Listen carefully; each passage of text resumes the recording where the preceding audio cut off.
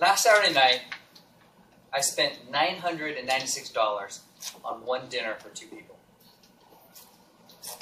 True story. Let me explain. My mother is a huge foodie. She loves trying new foods, new restaurants, trying different things she's never tried before. I'm a bit of a foodie, but I just kind of like all food in general, so I don't know if that counts. About a year ago, we heard about a restaurant here in San Francisco called Cezanne, and it runs about $500 per person. And we thought to ourselves, $500, that's ridiculous. So, of course, we did what everyone would do. We jumped on Yelp to see what people were saying about it. And what I expected was that Yelp would say, it's overrated, it's too expensive, it's not worth the money. But that's not what the reviews said. The people said, this is the best restaurant they've ever been to. They can't wait to go back, and it was well worth it. So we were intrigued, but we didn't have $1,000 sitting around to go to dinner. So we ended up opening up a joint savings account. For the better part of the last year, we've been saving for this dinner that we went to last Saturday. When we arrived at Cezanne, we were greeted at the door with 2 glasses of champagne. They escorted us to our table that was right next to this gigantic open kitchen. And where the tables were, it was fairly dimly lit, but the open kitchen was completely lit up, kind of like it was a stage. We were part of the audience. And the kitchen had 3 main prep areas where the chefs, about 7 or 8 of them, were diligently working. But they weren't frantic like you see like on the reality cooking shows. They were focused, and they were slow and deliberate.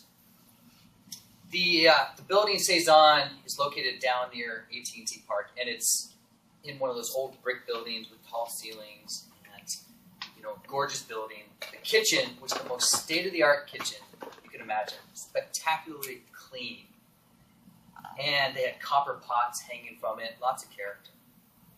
One after one, course after course came, 18 courses in total.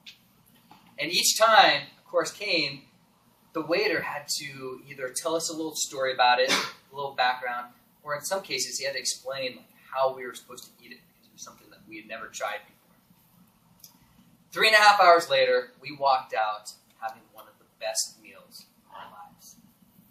Well, while we were preparing for this dinner, when I was doing the research on this restaurant, I thought to myself, certainly this must be Michelin starred.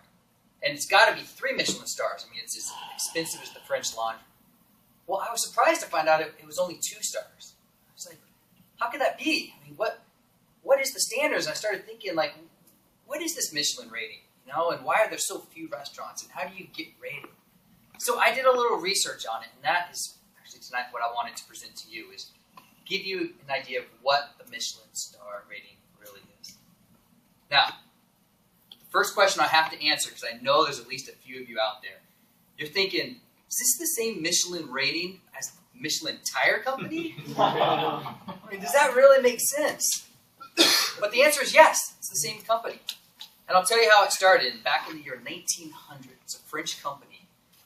They wanted people that had cars way back then to take more trips and go on travel more. And so they started reviewing restaurants and hotels so people would take more trips. And obviously, if they drove more, then they would need to buy more tires. Well, obviously, they've been reviewing restaurants for over 100 years. So, to this day, it is the greatest honor to be reviewed by Michelin. Now, Michelin's much bigger in Europe, where there's tons and tons of restaurants there. But in the United States, only actually 5 U.S. cities are rated by Michelin. And obviously, we are very lucky to be one of them. For brand new restaurants to get rated, they actually do the same thing we do, meaning they watch the blogs, they check Yelp, they follow who are the up-and-coming restaurants. Okay?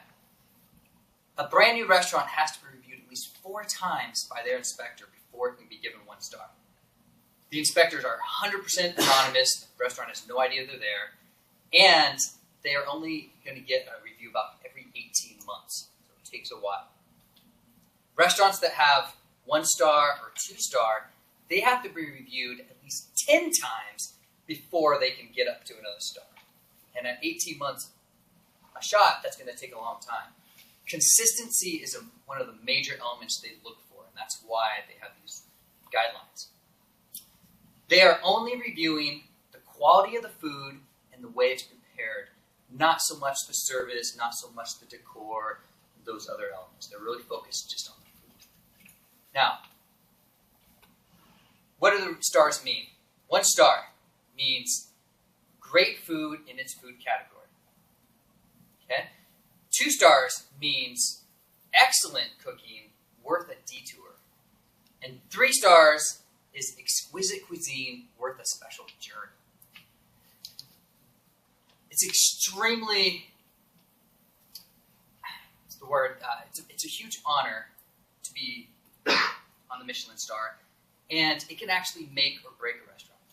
Gordon Ramsay once said that when he lost his star rating on his New York restaurant, that it was like losing a girlfriend. If you get Michelin rated, your restaurant, you will get, your traffic will go up, you'll get talked about in more magazines, you can raise your prices, you can be more profitable, and the exact reverse can happen if you lose your rating. Over the years, there has been a lot of criticism also of the Michelin star, because there's a lot of people that said that they favor French restaurants too much. They don't think that they're forthright with how they rate the restaurants, and they don't think that they're consistent enough. One thing that is true, though, is that if you are rated by a Michelin star, and you, as a customer, if you seek out a restaurant that is Michelin rated, you know that you will have an amazing dinner, you'll have a fantastic environment, and you might just have the best dinner of your life.